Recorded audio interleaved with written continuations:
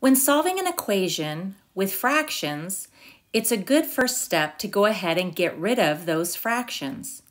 To get rid of the fractions, begin by looking at the denominators, in this case 4 and 8. You want to think of the least common multiple. If you're struggling with that, off to the side, you could list the multiples for 4 and 8. Here I've listed the multiples for 4, and then listing the multiples for 8. I'm looking for the least common multiple, which in this case, that's 8. Now that I have the least common multiple, I'm going to multiply both sides by 8. To multiply the left side by 8, I'm going to need to distribute the 8 through.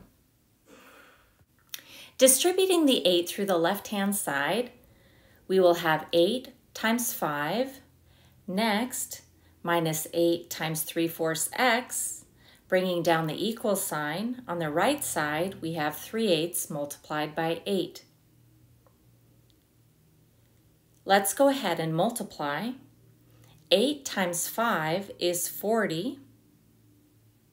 Next, we want to multiply 8 and 3/4 x. We're going to have a minus, bringing that down.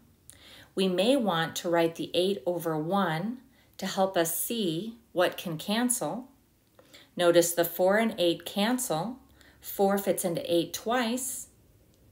So now we have minus 2 times 3x, which is minus 6x.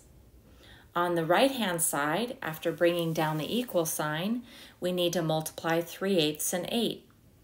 Let's go ahead and put the 8 over 1 again. Now we can see that the 8's cancel. All we have left on the right-hand side is 3. We have now cleared the fractions. In this particular instance, we are done because that was the directions, but if we wanted to continue solving, we would move the letters to one side and numbers to the other.